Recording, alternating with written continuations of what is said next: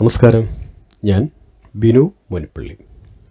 ദശാബ്ദങ്ങൾക്കുമപ്പുറം കേരളത്തിൻ്റെ നാട്ടിൻപുറങ്ങളിലെങ്ങും പനയോല മേഞ്ഞ വീടുകൾ നിരന്ന കാഴ്ചയായിരുന്നു.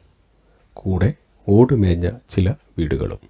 അവിടെ ഗൃഹനാഥന്മാർ മെല്ലെ ഉച്ചയുറക്കത്തിലേക്ക് വഴുതി വീഴുന്ന ആഴ്ചാവസാന മധ്യാഹ്നങ്ങളിൽ വീട്ടമ്മമാർ ബക്കറ്റിൽ നിറച്ച തുണികളുമായി അടുത്തുള്ള കുളങ്ങളിലേക്ക് പോകുമായിരുന്നു.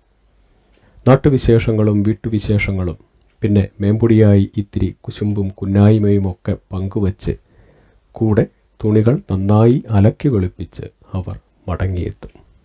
തുണികൾ അയയിൽ വിരിച്ച് തെക്കേ മുറ്റത്തെ ആ പുളിമരത്തണലിൽ തെല്ലു വിശ്രമിച്ച് ശേഷം വൈകുന്നേരത്തെ ചായ തിളപ്പിക്കാൻ തിരക്ക് കൂട്ടുന്ന അവരുടെ ഒന്നും കയ്യിൽ വെറുതെ തോണ്ടിക്കളിക്കാൻ മൊബൈലുകൾ ഉണ്ടായിരുന്നില്ല.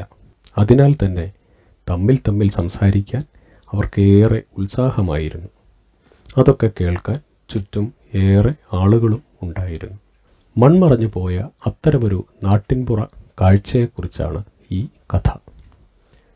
നീലോർമ്മകൾ. കഥ, രചന, അവതരണം ബിനു മുനിപ്പള്ളി. കുട്ടാപ്പിയെ, നീ പഠിച്ചു കഴിഞ്ഞോ? ഇപ്പോൾ കഴിയോ അമ്മേ, ഞാൻ വരണോ? താഴെ നിന്നും ഒതുക്കുകല്ലുകൾ കയറി വരുന്ന അമ്മയോട് കുട്ടാപ്പി ചോദിച്ചു. വേണ്ട, നീ പഠിച്ചോ. അലക്കാനുള്ള ഒരു കെട്ട് തുണികളുമായി അമ്മ ഏറെ നേരമായിരുന്നു കുളത്തിലേക്ക് പോയിട്ട്. എല്ലാ ശനിയാഴ്ചയും ഇങ്ങനെയാണ്. ഉച്ചയ്ക്കൂണ് കഴിഞ്ഞാൽ അലക്കാനുള്ള തുണികളെല്ലാം എടുത്ത് വശങ്ങൾ ചളുങ്ങിയ ആ പഴയ അലുമിനിയം ബക്കറ്റിലിട്ട് കൂടെ 501 ഒരു കഷ്ണവും മുറിച്ച് അമ്മ കുളത്തിലേക്കൊരു പോക്കുണ്ട്. കൂടെ അയൽവക്കത്തെ കുറേ ആൻറ്റിമാരും ചേച്ചിമാരും ഒക്കെ കാണും. തിരികെ വരാൻ സമയം ഏറെ എടുക്കും. ചിലപ്പോൾ മാത്രം കുളത്തിലേക്കുള്ള യാത്രകളിൽ കുട്ടാപ്പിയെയും കൂടെ കൂട്ടും. ഇല്ലെങ്കിൽ ആ സമയം പഠിക്കാനുള്ളതാണ്. എടിയേ, നിന്റെ പണിയൊക്കെ കഴിഞ്ഞോ? കഴുകിക്കൊണ്ടുവന്ന തുണികൾ മുറ്റത്തെ അയയിൽ വിരിക്കുന്നതിനിടയിലെ അമ്മയുടെ ആ ചോദ്യം അയൽവക്കത്തെ ജാനുവേടത്തിയോടാണ്. ആ ചേച്ചി, ദാ വരണോ. അത് കേട്ടതും കുട്ടാപ്പി പതുക്കെ പുസ്തകം മടക്കി. അവനറിയാം അമ്മയും ജാനുവേടത്തിയും കൂടി ഇനി എന്താ ചെയ്യുകയെന്ന്. അമ്മ ഇറയത്തെ ഓലമടക്കിൽ നിന്നും ആ ഡെപ്പിയെടുത്തു. പിന്നെ ശ്രദ്ധാപൂർവം അതിൽ നിന്നും കുറച്ചു നീലം ചെറിയ പ്ലാസ്റ്റിക് ബക്കറ്റിലെ വെള്ളത്തിലേക്കിട്ടു. പിന്നെ ഡപ്പി ഭദ്രമായി അടച്ച് പഴയതുപോലെ ഇറയത്ത് തിരികെ. എന്നിട്ട് ആ ബക്കറ്റുമെടുത്ത് മുറ്റത്തെ കോണിലെ പുളിമരത്തിൻ്റെ തണലിലേക്ക് പോയി. പിന്നെ കൈകൊണ്ട് ബക്കറ്റിലെ നീലം നന്നായി കലക്കി. ഇതൊക്കെ കുട്ടാപ്പിക്ക് മനഃപ്പാഠമാണ്. കാരണം എല്ലാ ആഴ്ചാവസാനവും അവൻ ഇതേ കാഴ്ച കാണുന്നതാണല്ലോ. അമ്മ വലിയ ബക്കറ്റിൽ നിന്നും അലക്കിക്കൊണ്ടുവന്ന ഒരു ഡബിൾ മുണ്ടെടുത്ത് കുടഞ്ഞ് നിവർത്തി. പിന്നെ വളരെ ശ്രദ്ധാപൂർവം അതിനെ ചെറിയ ബക്കറ്റിലെ നീലം വെള്ളത്തിൽ മുക്കിയിട്ടു. ഈ സമയത്തെല്ലാം അമ്മയും ജാനുവേടത്തെയും വാതോരാതെ സംസാരിച്ചു കൊണ്ടിരുന്നു. ഇത്രയും ആയപ്പോൾ കുട്ടാപ്പി പതുക്കെ ഇറയത്തെ അരമതിൽ നിന്നും ഇറങ്ങി പുളിമരത്തിനടുത്തേക്ക് ചെന്നു. അത് കണ്ടതും അമ്മ ഒരു ഗൂഢസ്മിതത്തോടെ ഗൗരവം കൂട്ടി. ഊറി വന്ന ചിരി കടിച്ചമർത്തി ജാനുവേടത്തി ചോദിച്ചു. എന്താ കുട്ടാപ്പി? ഏയ്, ഒന്നുമില്ല. അതല്ല, എന്താ വന്നേ? നീ പഠിച്ചു കഴിഞ്ഞോ? എന്നാ ഈ തണലത്തേക്ക് മാറി നിൽക്ക്. ആ. ഇതിനിടെ അമ്മ ബക്കറ്റിലെ നീലം വെള്ളത്തിൽ നിന്നും മുണ്ട് പുറത്തെടുത്ത് നന്നായി പിഴിഞ്ഞു.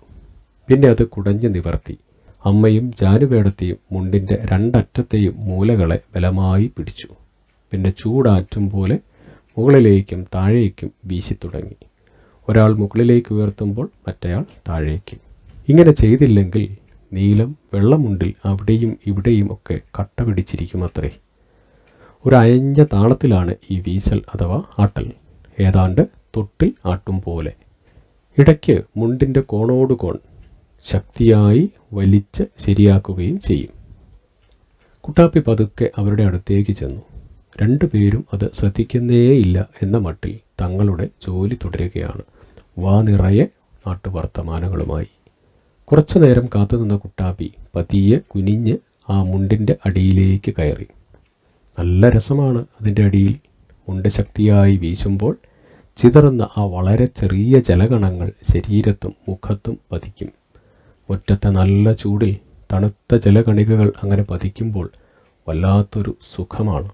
കൂടെ ആ വീശലിൻ്റെ കാറ്റും കൂടിയാകുമ്പോൾ ആഹാ, അതിനാണ് കുട്ടാപ്പി അടുത്തു കൂടിയത്. പിന്നെ അവൻ മുണ്ടിനടിയിൽ കൂടി കുനിഞ്ഞ് അങ്ങോട്ടും ഇങ്ങോട്ടും നടന്നു. അമ്മയും ജാനുവേടത്തിയും ഒരു മുണ്ട് തീർത്തു. അതിനെ പുളിമരത്തണലിലെ അയയിൽ വിരിച്ച് വീണ്ടും അടുത്ത മുണ്ടെടുത്തു. കുട്ടാപ്പി ആ ബക്കറ്റിലേക്കൊന്ന് നോക്കി. ഇനിയും 2 മുണ്ടുകൾ കൂടിയുണ്ട്. അവന് സന്തോഷമായി. ആ സന്തോഷത്തിൽ കുട്ടാപ്പി വീണ്ടും വായുവിൽ നിവർന്നു വീശുന്ന 2ാമത്തെ മുണ്ടിൻ്റെ അടിയിലേക്ക് കയറി. അമ്മയും ജാനുവേടത്തെയും അപ്പുറത്തെ വീട്ടിലെ രമേച്ചിയുടെ കല്യാണ വിശേഷങ്ങൾ പങ്കുവയ്ക്കുന്ന തിരക്കിലാണ്. അടുത്ത ആഴ്ചയാണ് കല്യാണം. നല്ല രസമായിരിക്കും. തലേന്ന് രാത്രി കൂട്ടുകാരൊക്കെ കാണും.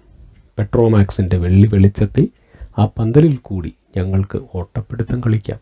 പിന്നെ പന്തലിൻ്റെ ഒരു മൂലയിൽ ചേട്ടന്മാരുടെ ചീട്ടുകളി കാണാം. സദ്യയുടെ ഒരുക്കങ്ങൾ കാണാം.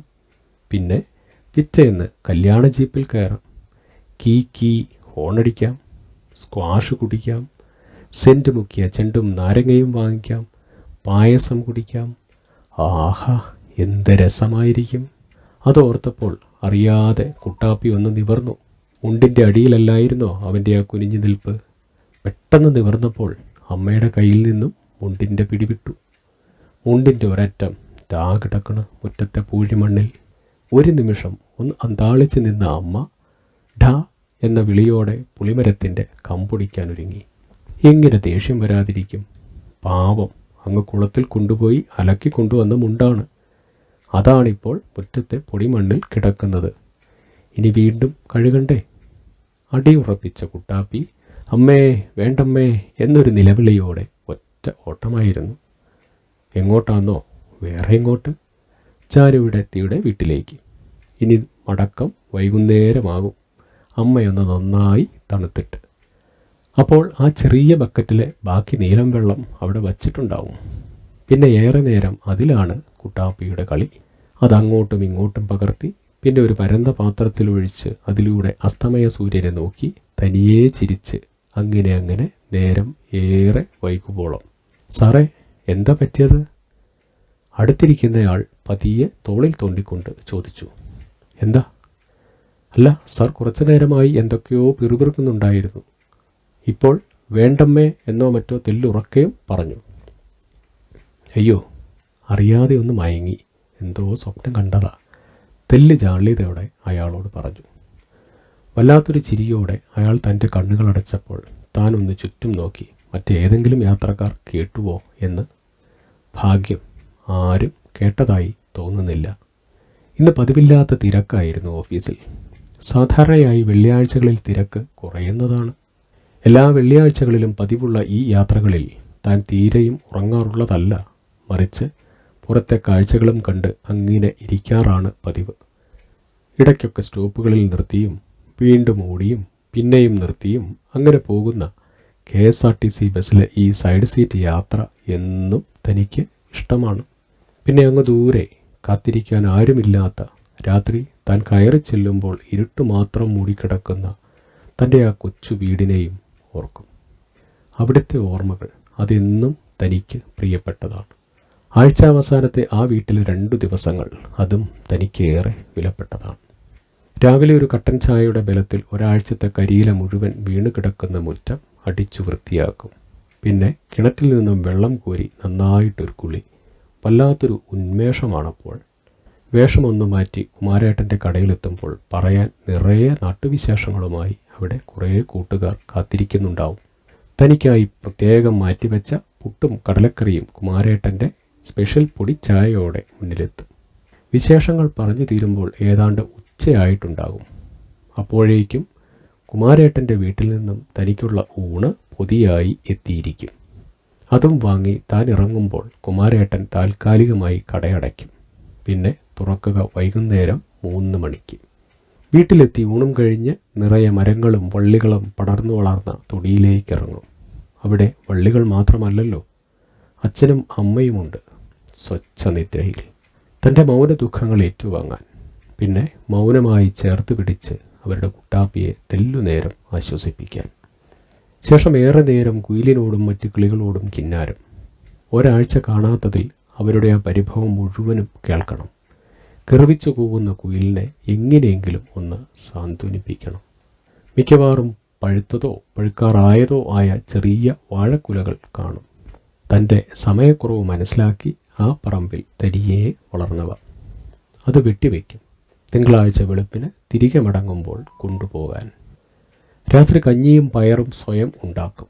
പിന്നെ പരന്ന ഒരു സ്റ്റീൽ പാത്രത്തിൽ അത് പകർത്തി ഒരു പ്ലാവില കുമ്പിളും പൂട്ടി വരാന്തയിൽ വന്നിരുന്ന് കഴിക്കാറാണ് പതിവ്. കണ്ണീരുപ്പുള്ള ഓർമ്മകളെയും തൊട്ടുകൂട്ടി ആ ചൂട് കഞ്ഞി കുടിച്ചു തീരുമ്പോൾ രാത്രി ഏറെ വൈകിയിരിക്കും. പിറ്റേന്ന് ഞായർ. വെളുപ്പിനെ കണ്ണു തുറക്കുമെങ്കിലും മുറിയുടെ മരജനാലുകൾ തുറന്നിട്ടതിന് ശേഷം വെറുതെ അതിലൂടെ ആ പുലരിക്കാഴ്ചകളും കണ്ടങ്ങനെ കിടക്കും. ഓലഞ്ഞാലിയും അട്ടമുറിയനും പുള്ളിക്കുയിലുമൊക്കെ വള്ളിപ്പടർപ്പുകളിൽ ഊയലാടുന്നത് കാണാം. അണ്ണാറക്കണ്ണന്മാരും ചിലപ്പോൾ കുഞ്ഞൻ പച്ചിലപ്പാമ്പും മരക്കമ്പുകളിൽ പായുന്നതും കാണാം. പിന്നെ ഉമിക്കരിയും എടുത്ത് പല്ലു തേക്കാൻ തൊടിയിലേക്കിറങ്ങും.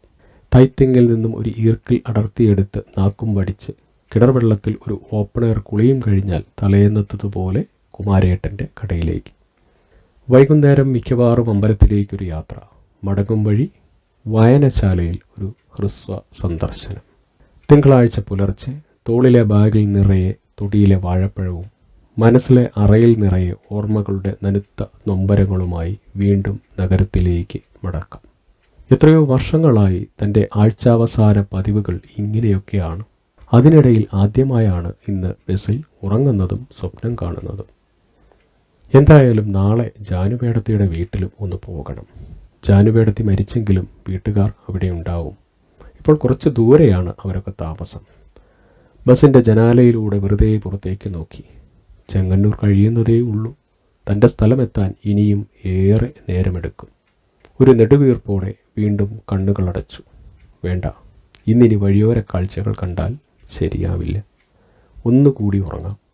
മുൻപ് കണ്ട ആ നീലോർമ്മകളുടെ ബാക്കി ഉണ്ടായാലോ? പ്രിയപ്പെട്ടവരെ, നീലോർമ്മകൾ എന്ന ഈ കഥ നിങ്ങൾക്കിഷ്ടമായി എന്ന് കരുതുന്നു. അഭിപ്രായങ്ങൾ അറിയിക്കുക. സ്നേഹപൂർവ്വം, ബിനു മുനിപ്പള്ളി.